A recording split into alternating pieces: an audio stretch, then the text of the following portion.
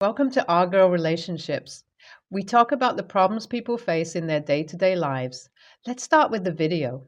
So, I introduced my boyfriend to my parents 2 years into dating him.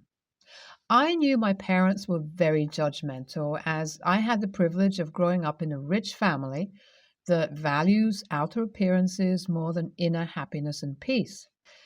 I was a bit of an oddball in our family because I always went around doing whatever made me happy instead of following a path laid by my parents. But it was all good as long as I married well and made a career path for me that screams money just by the name of it. But I wasn't as enthusiastic about my studies or didn't really have a dream to realize. I went to business school and always planned on taking up a job at my dad's real estate firm. And that's exactly what I ended up doing. But the thing is, I ended up falling in love with this guy I met at a friend's party. It was after our graduation, and he came to pick her up. As my house was on the way, he dropped me off too. I actually liked him and hit on him with my friend's help.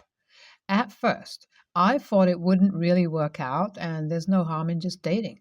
But surprisingly, we fit together well, and I didn't even realize when I got so serious about our relationship. Only problem here was that he worked as a chef at a hotel, and he wasn't even the head chef. So I knew my dad was going to judge him super hard when I introduced him, and that's exactly what happened. In front of him, my dad pretended to be happy and like he liked him. But once everything was done, he called me and told me that he expected me to do better when it came to boys. But I wasn't fazed by his comments as I've always done whatever I wanted in life. It's not like he could do anything about who I dated. This was 3 years ago, and now I'm engaged to the very same guy. Now, we've always been very private about our lives, and not many people even knew that we were dating. When we talked about the wedding guest list, it only included our families and a few close friends. In total, the guest list didn't cross over 25 people. Everything was ready, and we even printed out the invitations. But my parents refused to come to the wedding. My dad said that he does not approve of me marrying a guy that is not in my status, let alone my dad's status as the CEO of a realtor firm. I told him it's not fair to judge someone based on what they are now. He's a chef, and maybe one day he might be the owner of a bunch of five-star restaurants. After all, we were still 26 and have a long life ahead. But my parents, especially my dad, were firm about their decision and didn't want me to marry the guy or come to my wedding. When I told my boyfriend about it, he said that if that's their last decision, then we can't really do anything. We cannot beg them for their support, and we'll just have to be happy with the two of us and our love. It was a sad thing for me because even though I've been a rebel all my life, I really loved my parents and had a very close bond with them. I couldn't even imagine walking down the aisle without my dad. Every time I thought about it, I started crying. One night, when we were just casually talking, I jokingly told my boyfriend that we should just elope so we wouldn't have to worry about my parents not being there or my dad walking me down the aisle. It was a joke for me, but he got really serious. He said, "Why not just do it? After all, he only has a mom and a brother, while the only person coming from my family was my sister." We didn't really care what our friends thought about us eloping and canceling the wedding plan, and we could always throw a reception to celebrate the occasion with them all. So in the end, we decided to just go with it and elope. Last week, I was all ready to go to Vegas with him. We thought if we were going to do it, we should do it in style. So we booked a suite at the Bellagio and got all ready and excited.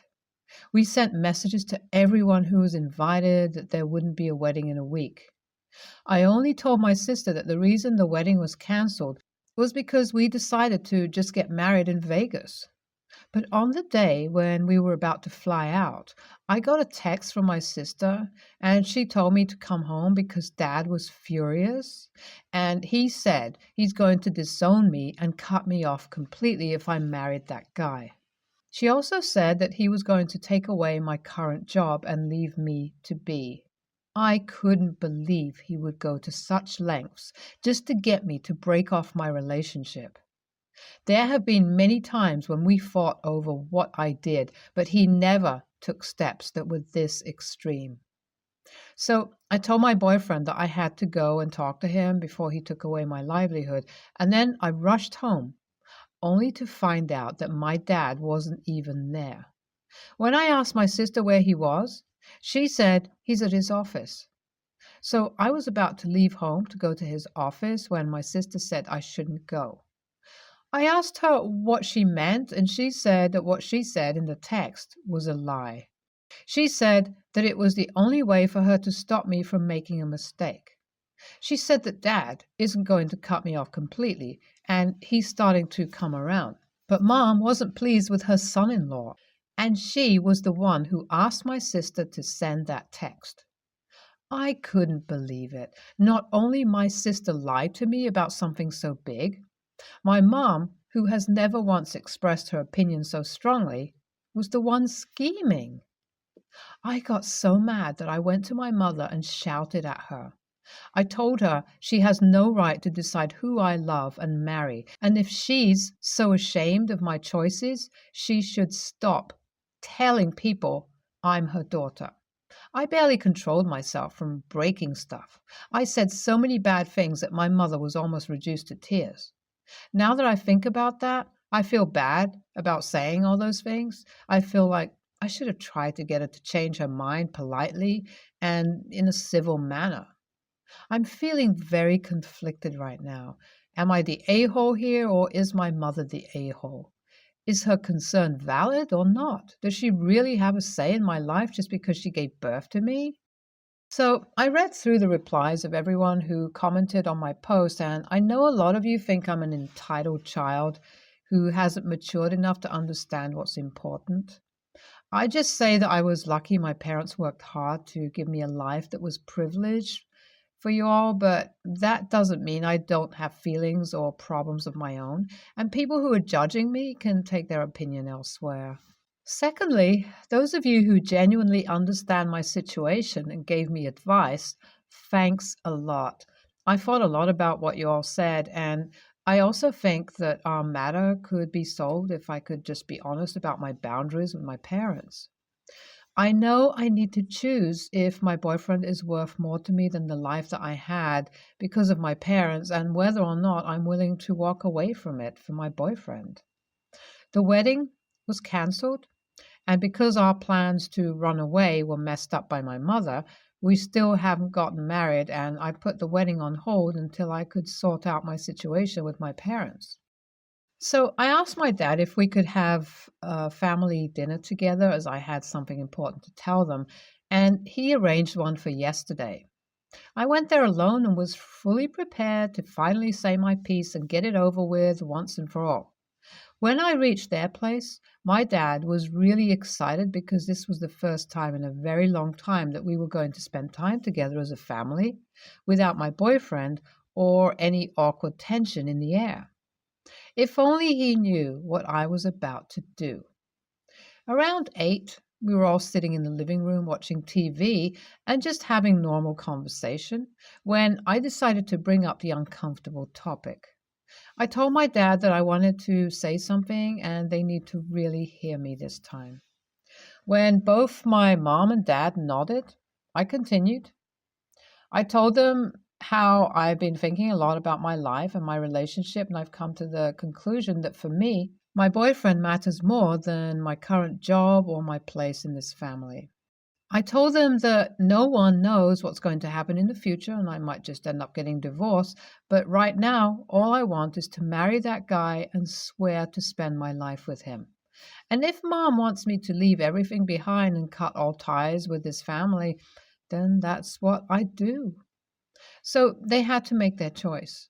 They can either support me in my decision or they can disown me. Either way, I've made up my mind. After that, no one said anything, and the look my mother gave me was the cue for me to leave. I told them I'd call in a week to ask them if their minds have changed. I hope that they'll see how serious I am about my current relationship and not take it as a joke anymore. But I also meant it when I said I'll be okay with giving up my current job and my inheritance. I got a call from my dad today. It's not even the weekend, so I was really surprised he called me so soon. He got straight to the point and told me that he loves me more than anything, and there's no need for me to be all dramatic and give out ultimatums just to get my way. He said that if that guy is my choice, then he'd support me. He did say that mom is still against me, but he'll try to convince her, and there's no need for me to worry about them anymore. Seriously, I can't believe he came around so quickly. It has been a very stressful month for me, and finally, it was all worth it. I understand that it'll be harder for mom after the stunt she pulled, but as long as dad is on my side, it was enough. NTA, you do sound like an entitled child, but even you don't have to listen to your parents. You're an adult and have the full right to make your own decisions in this world. To hell with your parents' standard. Just marry the man if he's the one for you. NTA, I don't think anyone here is the a-hole except your mom. What she got your sister to do was messed up, and you don't have to humor her in any way. It's your life, your choice. So don't let anyone tell you what to do. I, male, 23, have never been close to my sister, 26. I have an identical twin brother who I am very close to, and she used to feel left out when we were young. We feel she resents us for being so close, but it's not really our fault. She had triplets, 3 boys, 5 years ago through a one-night stand. She never told us who the father was, and we doubt she told him he has children. He isn't named on the birth certificate. I tried to help out as much as I can, but she kept refusing and stopped me seeing the boys. I now have a little boy who's 1. I'm a single father as his mother died not long after he was born. I was contacted by CPS telling me that she has given up her parental rights and requested me as the boy's legal guardian. I was told that there have been lots of issues and allegations have been made against her due to the care of the boys. I have now had the boys for 6 months and she wants to have contact with them. I have said no because when I mentioned their mom, they get very upset and it takes me ages to calm them down. They get very clingy with me, so I try not to mention her. My mom, dad, brother, and sister-in-law say IATA for not giving her another chance. I have had a lot of people DM me asking questions, so I thought I would answer them here while the boys are asleep, as I don't have time to answer everybody individually. I live in LA with my immediate family, and my extended family live in Anaheim. My partner was in a car accident, not her fault, when she was 8 months pregnant with our twins. We sadly lost her and 1 baby. I'm having therapy for this, but having the boys in my life seems to help me cope. My parents, male 57, female 56, tried to get my sister to give custody to them, but CPS said they would prefer to stick with my sister's decision as they are older.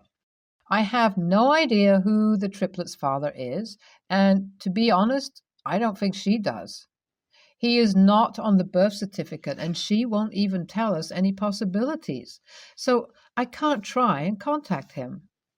I probably wouldn't, though, to be honest, as I'm not sure that the boys need someone else that they don't know coming into their lives at this moment. I may be wrong with that, so don't judge me. My sister is going to be prosecuted from what evidence they have of child abuse. I try not to get too involved with the case as I need to focus on the boys. Everyone who looks after all of the boys know that she can't have contact and to call 911 if she tries. Thank you for all your support. NTA, go with what your immediate family is saying. The kids get upset at the mention of her, and she gave away parenting rights herself. Why does she want contact after going and putting her children through such a painful process? Did she want only the easy part of being a mom and expect other people to deal with the hard parts? BTW, props for accepting her children with you, especially in such a young age. I'm sure you'll be able to give them the love that every child deserves. NTA, you have to do what's best for the kids, and clearly, even the thought of being around her is terrifying to them. There might be some point in the future when her seeing them could be something you'd want to facilitate. Example, if they are teenagers and want to, and she has some stability in her life. But it sounds like it would be quite harmful to them at the moment. NTA, protect those kids and do what is best for them. She does not deserve a place in their life if she is not a safe person to them. She doesn't get to traumatize them further just because she birthed them. Stand your ground. I, 29, female, have been married to my husband, 29, for 2 years. He has a 7-year-old daughter from a previous relationship, and we also have an 11-month-old daughter together. My husband and his ex aren't on good terms because she's very controlling and a bit crazy. I, therefore, have never had contact with her. I've never spoken to her and don't have her contact info. Everything regarding his daughter goes through email or his attorney. I'm Afro-Caribbean. My husband and his daughter are white. I often braid my 11-month-old's hair with beads on the end of her hair. My stepdaughter had been constantly asking if she could have the same hairstyle as her sister. I told her no every time, but last Thursday she told me she wanted beads like her sister, so they could be real sisters. It really touched my heart and didn't want her to feel left out. I braided 2 front pieces of her hair. She's beaming with joy. It made her absolutely ecstatic to finally have her sister's hairstyle. I wanted to take the braids out before she went back to her mom, but she refused and became very upset. My husband told me it was okay, and her mother will take it out. Her mother was not okay with me braiding her hair, and we received an angry email from her. In the email, she wrote that she had to cut off her hair because she couldn't take the beads out. She also threatened to call CPS on us and take full custody. I feel really guilty for braiding her hair. Her mother cut her hair, and it's my fault. Should have never braided her hair without her mom's permission. She probably doesn't know how to take out these type of hairstyles, and I should have known that. On the other hand, I couldn't force her to take them out. It, of course, also would have sucked if I took out the braids against her will. I feel really sorry for her and my husband. They absolutely don't deserve to go through this again. AITA?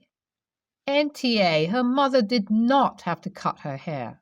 A simple Google search or an email to you, which she clearly is fine with, would have given her everything she needed to resolve the situation. Another option would have been to just leave the braids in. She's creating drama where there doesn't need to be any because of her bruised ego. I feel very bad for your stepdaughter that her mother can't see past her own feelings for the good of her child. NTA, she cut her child's hair because she wanted to fight with her ex-husband and her husband's new partner. Even if the braids were hard to take off, does she live like a cave person that she has no access to the internet? Could she not have called you to ask, or could she not have called her child's father to ask? This person is someone who uses her child as a tool to make her ex-husband's life miserable simply because she is no longer in his life. Let her call CPS. They will take her child away from her for cutting her hair, for trying to use her as a weapon against her father. She is bluffing. A good parent cares about their child. She is talking with her hurt ego as a woman because she no longer has this man in her life. Don't think too much about it. Talk to your husband, and if necessary, get a good lawyer. Your stepdaughter was vocal enough to ask for braids. She can say what happened. Also, there is no doubt her mother is telling her your child is not her real sibling. Assure her that they are real sisters. Would there be a possible racist undertone to this as well? Just make sure that she is okay and really give her love and communicate a lot with your husband about this, because you never know with people that are bitter about things they cannot have. This has nothing to do with you or the child. It has more to do with her and her ex-husband. NTA, you were bonding with your stepdaughter as well as helping her bond with her 11-month sister, too. The stepdaughter chose and asked for the braid, and equally, the ex could have reached out to you through email and asked how to take it out. Or Googled it, rather than going to such drastic measures. It seems like she has just kicked off for the sake of causing drama, IMO.